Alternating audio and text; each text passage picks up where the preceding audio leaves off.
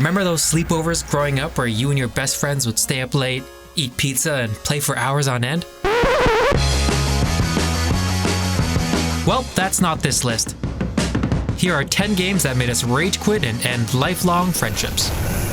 Don't disappoint me.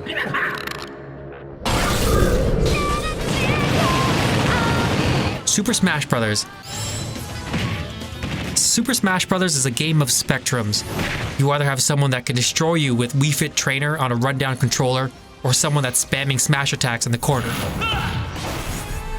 Either way, you're stuck in the middle until you're off stage, and items, environmental damage, final smash moves are all things designed to help level the playing field, but we all know that only the most skilled players take advantage of them.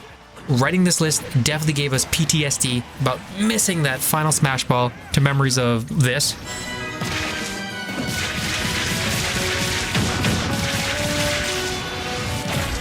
Let's just hope the next time you play, it's not Melee, and your friend who likes to dabble in competitive hasn't picked up Ice Climbers and isn't practicing how to wobble.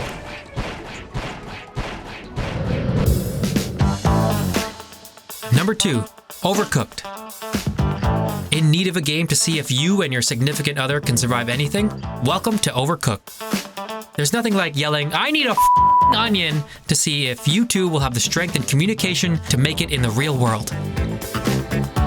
Miss a final order by a couple seconds and you two will scrutinize each failed dish and each handover and have you asking why there's laundry on the floor, or why you stared at that waitress too long at that restaurant that one time.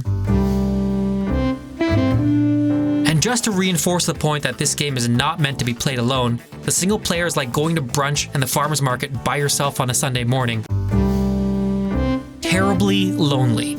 This is not to say the game isn't meant for losing friends too. Some friends will be great at communicating orders and what's up next, while others won't hear you and sit in front of a stove for 5 seconds doing nothing, waiting for the pot to finish cooking. Who you choose to keep in your life is up to you.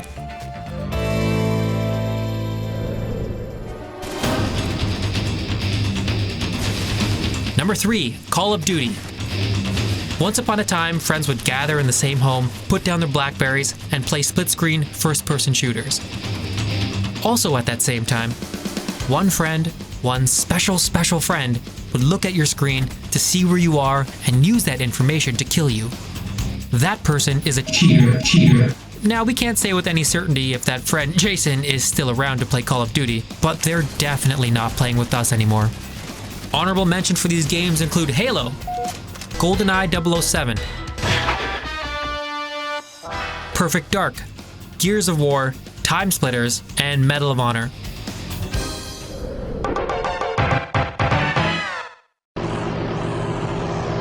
Number 4, Mario Kart. Mario Kart will be fun for everyone, they said. In last place, have a lightning, bullet bill, and a star, they said. And all that impeccable racing and dodging to get to first place, it won't matter, they said. Mario Kart is a game where whether you've fallen off the map 5 times or ran a clean race, in the last lap, it's still anyone's game, which has led to some incredible finishes and some say undeserving comebacks.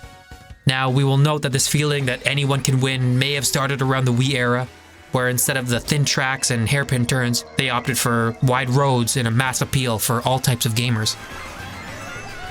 Well, at least next time your niece beats you, you can blame it on the game's design philosophy. These next tests require cooperation. Number 5, Portal 2. Consequently, they have never been solved by a human. Portal 2 has a co-op mode where you and a friend play as test robots, completing various puzzles designed by AI antagonist GLaDOS. You have to work together, problem solve, communicate, and coordinate to succeed. Exactly the type of friendship-ruining formula we were looking for in making this list.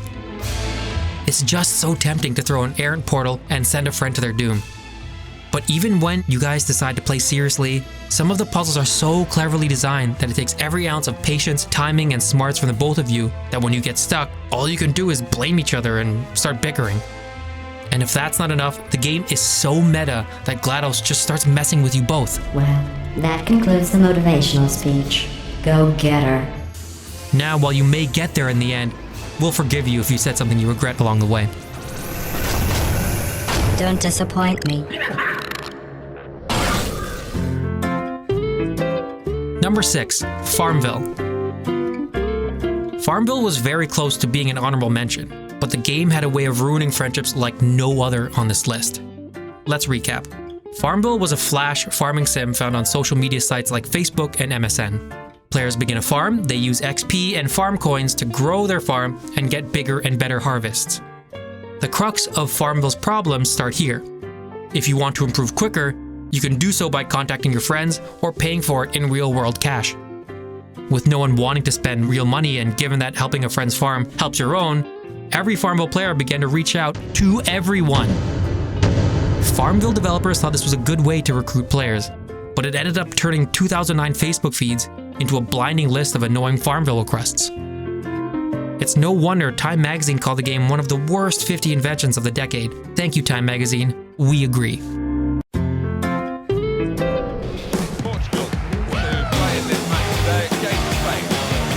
Number 7. Sports Sims. It all plays out the same, no matter which game you're playing. It could be FIFA,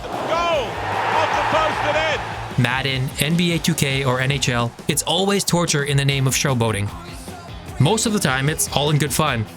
But when someone crosses the line, you can expect to see these 4 culprits at the scene of the crime. Number 1.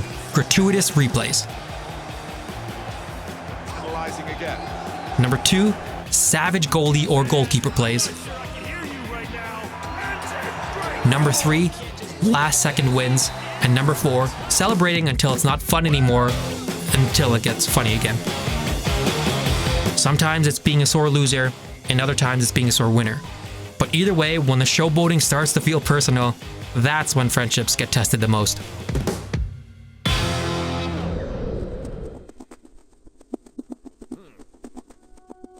Number 8. Nidhogg. It looks like it belongs in the 80s, it makes no sense whatsoever, and it's toe-curlingly intense. Is it David Hasselhoff's chest hair? No, it's Nidhogg. This side-scrolling sword-fighting game with a strange name will drive you and your friends insane. The game is simple. One player tries to make his way to the left of the map, while the other tries to make his way to the right. The objective is straightforward. Try to reach your goal while stopping the other player by chopping them up with your sword. Oh, and in the end, the winner gets eaten by a giant serpent as a reward. What makes this game so frustrating is that the players are constantly involved in a bloody kind of tug-of-war, violently fighting for every inch of the playing field. Totally destroying your friend's progress who's sitting next to you on the couch has led to many frustrated screaming matches in real life. But let's keep the bloodshed pixelated, people.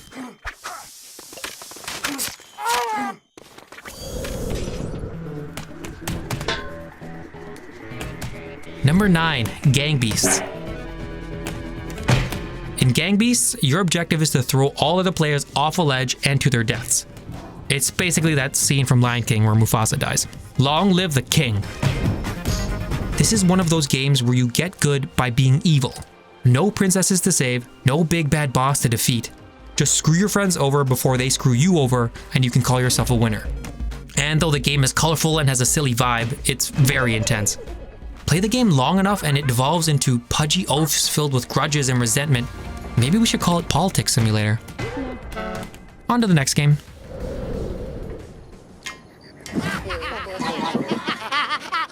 Number 10. Raving Rabbids. If there's ever been a game where the protagonists lead by terrible example, it's Raving Rabbids.